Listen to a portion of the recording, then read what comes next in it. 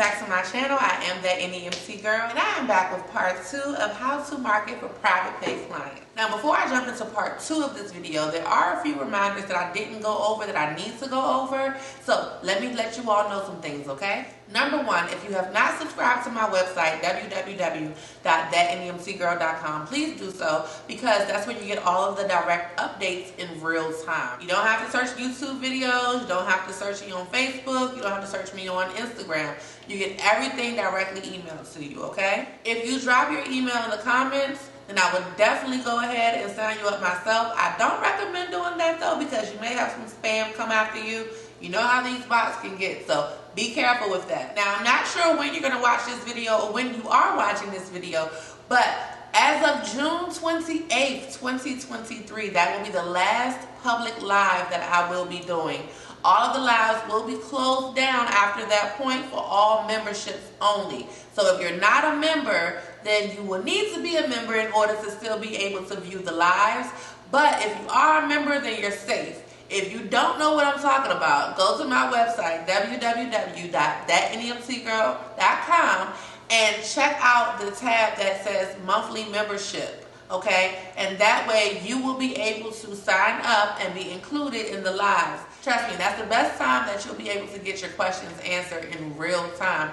We have a lot of providers that are on there from all different states, and so we just get on there each week. We always cover a different topic, and it's a great time, okay? This is a niche field. You don't have someone you can just pick up and call unless you're already in the industry and have built your network, and that's one thing.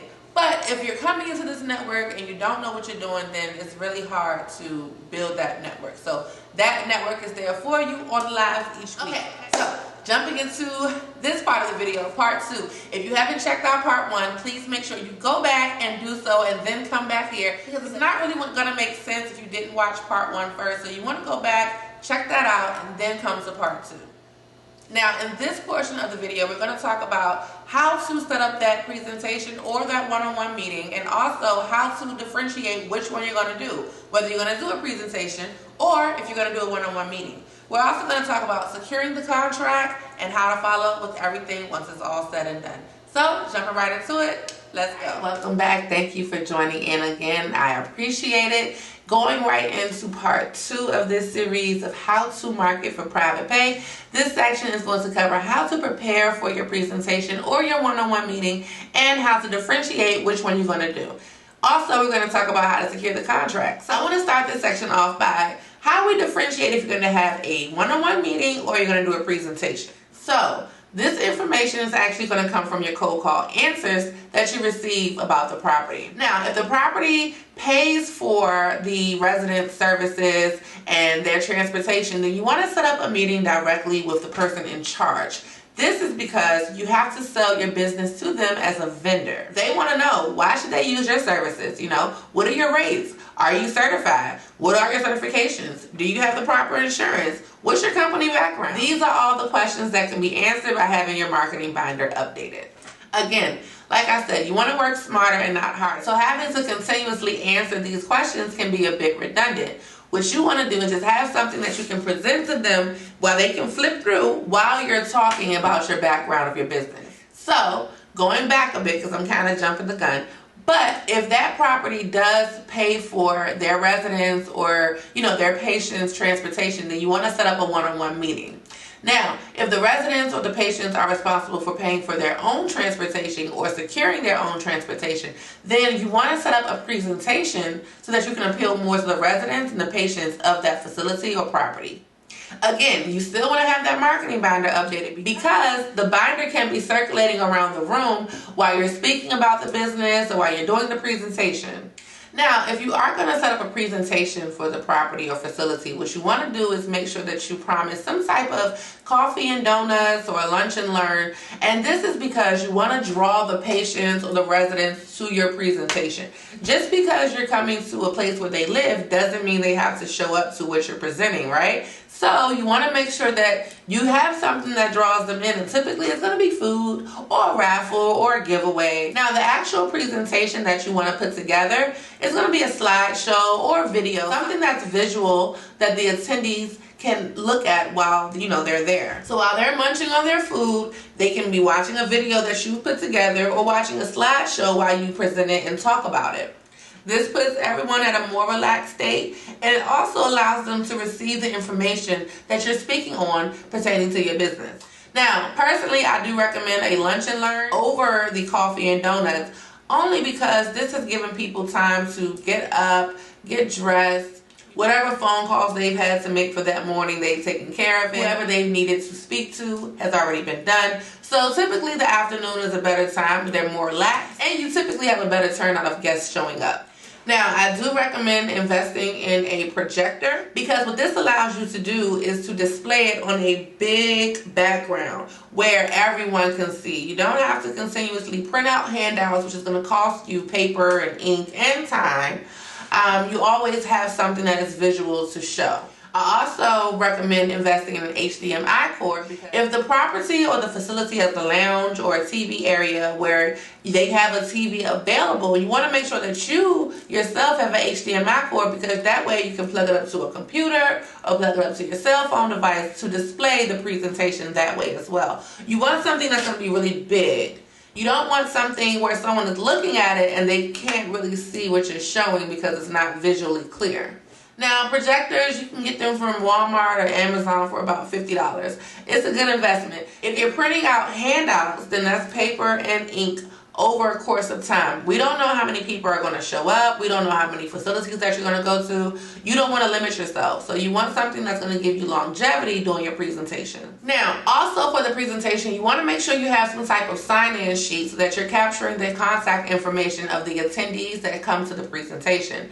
Because if they came, then 9 times out of 10, they're thinking about using your services. They may know someone who needs your services.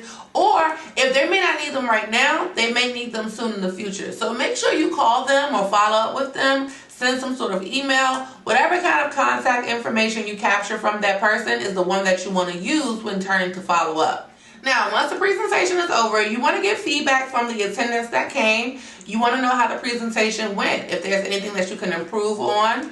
You also want to know who is in need of your services. So definitely stick around and talk to anyone who's lingering, because that's going to give you some insight on what you need to know. You also want to follow up with the person in charge after the presentation, just to get feedback from him or her as well, to see how things went on your end. You also want to know if anyone had contacted the office directly about transportation services, and if so, if you can get that information to follow up with them. Now, if the property is one where they compensate for their patients or their residents' transportation, and you're setting up that one-on-one meeting, try to do something where you can set up a lunch between you and the person in charge, where you all can break the ice during lunch and more so have a business lunch meeting. Again, you have that marketing binder. You're able to pass that on to them while you're speaking and selling your business to them. And also, if they've allowed you to get that far in the process with setting up a one-on-one meeting, then they're definitely thinking about using your services, okay?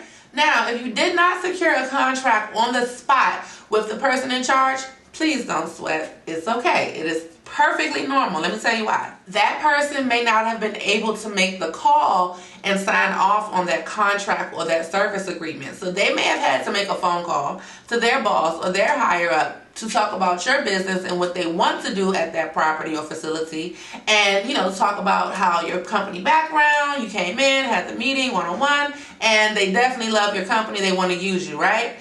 Now they have to sign that contract. That person that you met with is the person in charge at that facility, but not over the company, right? So don't sweat, it's okay, but definitely you want to stay on them. Like I said, you want to be aggressive about your marketing tactics. So 1 week, 7 days, no less than that, you want to follow up with them. If they're serious and they really need your services, 7 days is enough time for them to send an email to their higher up, get a response back, and to know something. They may not have a definite answer at that point, but they should know something going forward. So make sure you do not let more than 1 week go by, okay? Essentially, you both need each other.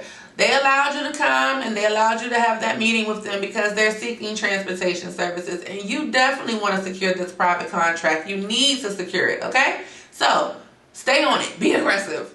Now let's jump to the part where we're ready to secure the contract. The facility may have a contract template, they may not. But what you want to make sure is that you always have just a generalized contract template for your business specifically, so that you can customize it at any time when an opportunity presents itself. Now, if you don't have a template, that's okay. I have one available on my website at www.thatnemtgirl.com. So it's under the NEMT documents tab, okay? Check it out. And yes, it can be customized for whatever you need. Now, once the contract has been signed by both parties, you want to make sure that both of you all have a copy. If you do not have an electronic software account with something like a DocuSign account, then you want to make sure that you all definitely have that hard copy and it is put in a safe and secure location, because that is how you cover your business.